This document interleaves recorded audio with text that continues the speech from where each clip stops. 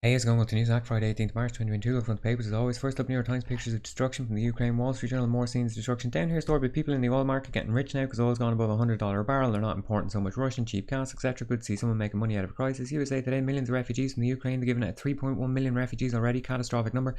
Originally, the estimate was 2 million, then it was 4 million. Now they're estimating it could be up to 7 million refugees. National Post, Canada, Russia, Ukraine. Grandma from Cuba, usual party news. Down the bottom, quote from Fidel: the party is the vanguard of the people, the security of the people, the guarantee of the people. Yes, thank you, Fidel. Star from South Africa, corruption, entertainment. Jerusalem Post, Iran heading towards a bomb, yada yada. Lifting Iran sanctions will finance terror against Israel. Okay, couldn't be having that.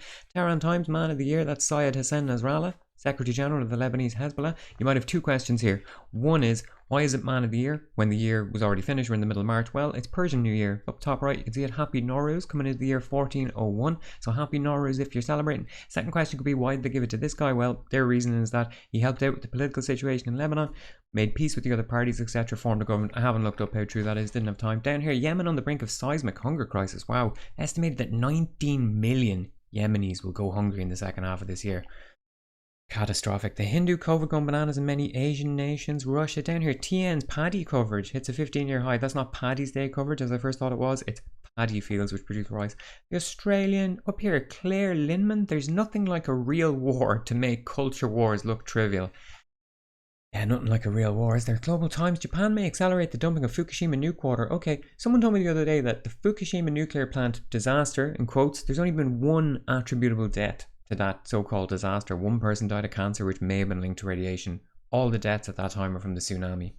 Kind of crazy when you think about it. I presume that loads of people died. Anyway, down here, Z trying to stamp out COVID.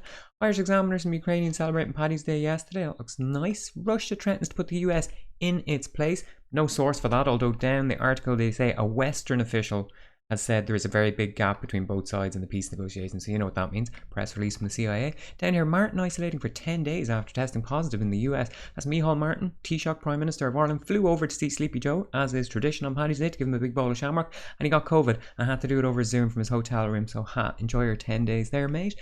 Irish Times, there's Temple Bar yesterday, COVID Central. Thanks to everyone who tuned into the live stream, really enjoyed being there with y'all. Over on the left, Ukraine.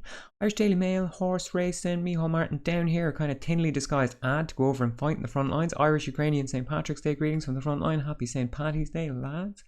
Belfast Telegraph, politics story about a woman who's taken time off to look after her mother. Fair play.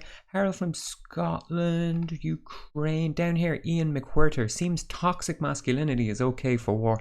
Always has been. That's what drives war, isn't it? Financial Times, there's Zelensky visiting a girl in hospital. Down here, P&O halts ferry crossings and sacks 800 sailors via a Zoom call. Apparently the Zoom call wasn't even live, it was a recorded message, and they've just sacked all of them, and they're bringing in contract workers now for much cheaper. Supposedly, P&O is owned by the ruler of Dubai. So, there you go. The Guardian, this lady got released from Iran because Britain paid back their debt to Iran, something like £390 million. More on that in a sec. P&O ferry story down the bottom. The Times, Ukraine, there's a woman mourning the death of his mother, RIP, truly horrific. Independent, 4 stories on top. Putin, Kiev, cyber flashing is not a joke. The term is kind of funny though. Beside that, football. There's people out in the front lines after being sacked from the P&O ferry company. Russian underneath. Daily Telegraph. Russians targeted Patel and Wallace with fake video calls. That's a bit of a mad story. Pretty Patel and Ben Wallace were trying to talk to Ukrainian ministers or Ukrainian delegates, and they got on the Zoom call or Microsoft Teams call and then realized that it wasn't the person at all, and they were asking them really pressing questions like, would Britain send warships to the Black Sea, and would they give nukes to Ukraine and stuff like this. Cheek shuts down P&O, same story. Down here, Mike Pompeo says the UK paid Iran blood money. Well, yes, they did, because the money was originally given from Iran to Britain for tanks, which they never provided. And now he's saying, you know, that's going to be used to terrorize Israel, UK, and the US. I mean, the money, the tanks, if they'd been delivered, would have just been used to terrorize the Iranian population. So I guess that would have been okay. Daily Express, there's that woman who got released from Iran. Betrayal, that's P&O ferry story. Daily Mail, did Bashir's lies mean Diana died convinced her most loyal aide betrayed her? Supposedly so. The only reason he got that famous interview was because he produced bank accounts which had been forged and said that one of her aides was taking payments from Charles to spy on her. Something like that. Down there, that story about the P&O ferries. Daily Mirror, P&O ferries, Ukraine racing, iNewspaper sacked on Zoom. Is that mummy? That's the same story with the woman who got released from Iran. Pete Doherty, I'm back and I'm sober. I don't care, mate. Go back to wherever it was you were before you were on the front of the paper. The Metro, yes, she really is back. That's Nazanin Zaghari-Ratcliffe that we were talking about. The Brits paid the money back to Iran and they released her. Quid pro quo. Love to see it. Daily Star, racing, up Ship Creek. That's a pretty good pun, even though it's a very serious topic. 800 people being fired. And the Diana story as well. Well, that's it for the day and the week. And in fact, today is the last day of the regular schedule of Newsac for the foreseeable future. I no longer have the mental bandwidth to expose myself to propaganda every day of the week. None of us are immune to propaganda, least of all me.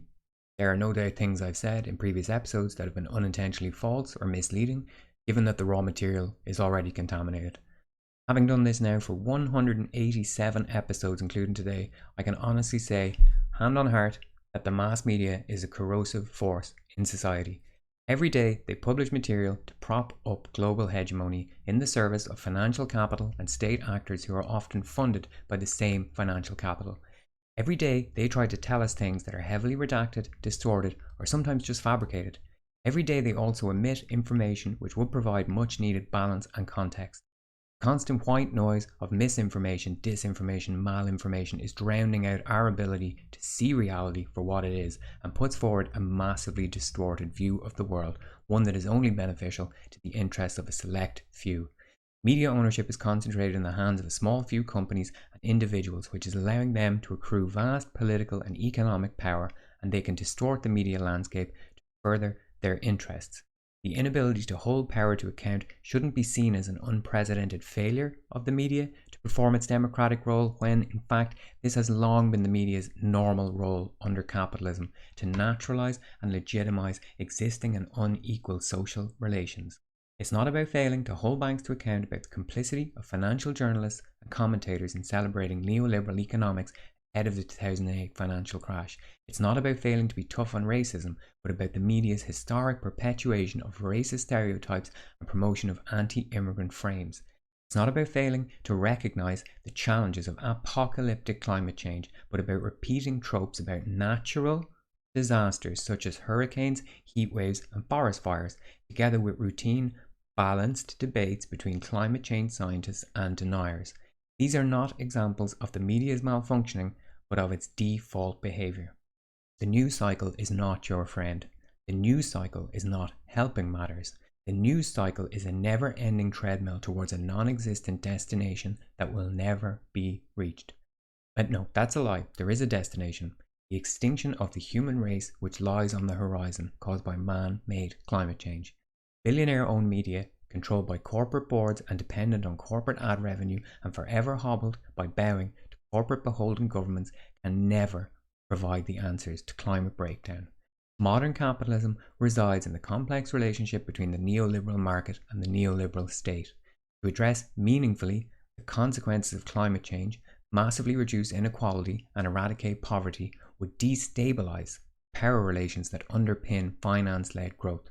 For example, if the mainstream press industries do not attempt to maximize their profits in any way they can today, they will probably not exist tomorrow. Every day I have logged on and been willingly bombarded with information designed to manipulate and distort people's thinking to better reflect the interests of the powerful and wealthy. The Media 101 chairborne division would have us believe that we need to wage war to bring peace. They bombard us with the crimes of official enemies while our crimes are ignored, downplayed, or justified. They decide who are the worthy victims and who are the unworthy victims. The question has to be asked, is the impassioned public response to another media bombardment a manifestation of the power of human compassion, or is it a manifestation of power? Are we witnessing genuine human concern, or the ability of global state corporate interests to sell essentially the same story over and over again? The same bad guy, Milosevic, Bin Laden, Saddam, Gaddafi, Assad, and Putin. The same good guys, US, the UK, NATO, and their obedient client states. The same alleged noble cause, freedom, democracy, human rights. The same means, confrontation, violence, a flood of bombs and missiles, and the same results: control of whole countries, massively increased arms budgets, and control of natural resources. There is no reforming this.